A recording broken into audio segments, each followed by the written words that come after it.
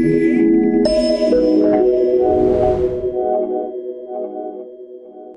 this week's episode, we're talking about how to fire someone. This one's tough for me.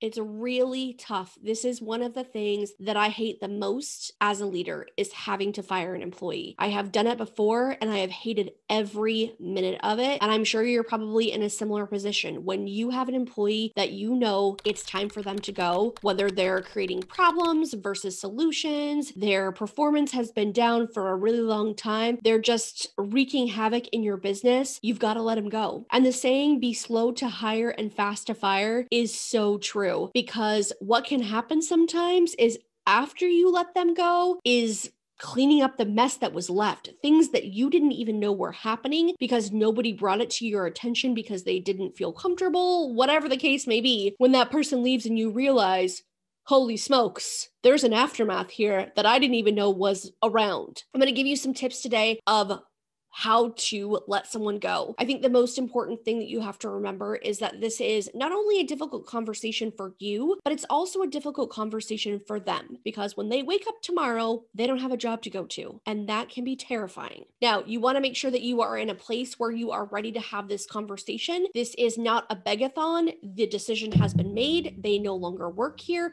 which means you have to have this conversation in the past tense. So there is no inclination that they may be able to, come back, negotiate with you, any of those sorts of things. This is a clear, cut and dry situation. Most importantly, you don't want to drag your feet. You want to get it done. Don't talk about a whole bunch of stuff. Just come to them and say, listen, I have some bad news for you today. Today's your last day.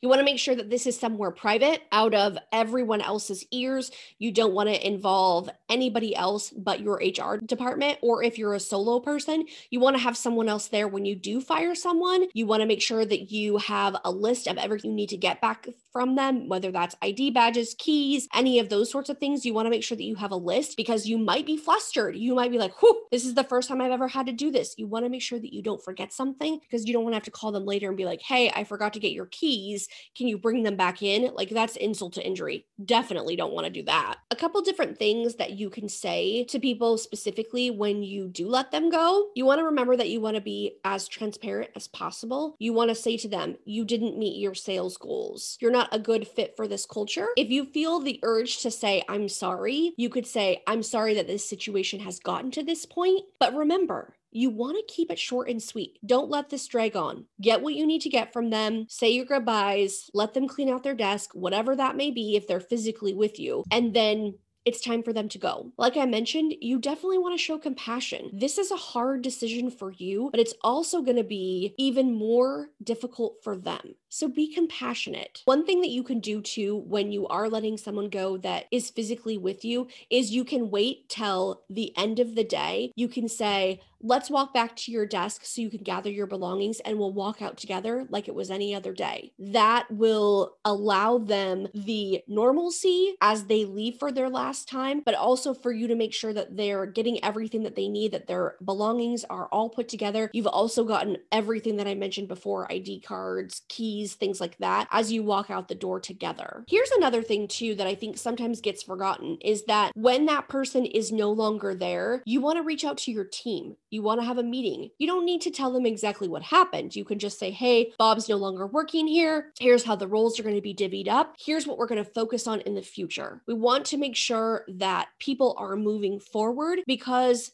we all get used to people that we work with. And it is a bit traumatic when someone is here one day and gone the next. You also want to make sure too, when you are letting someone go, that someone from your tech team, or if you're like me and you're a solo entrepreneur, that you are making sure that all of their emails, access to programs, all that stuff has been shut down. So there isn't an opportunity for someone to log in after you fire them to make changes, or that they don't have access to, by chance, maybe a password spreadsheet because you haven't dug in and gotten your LastPass or 1Password set up. You want to make sure that they don't have access to anything that could potentially hurt you in the future. One thing too to keep in mind is that when you discuss this with your team, you want to reassure them that this is not something that you are doing a widespread firing. You can reassure them that their jobs are not in danger. This was a one-off situation, and it's better for the team that this person is no longer part of the team. One thing that you can just say is Bob was terminated for X. I'm not going to go into all the details, but I will say that Bob violated this company policy and we don't tolerate that here.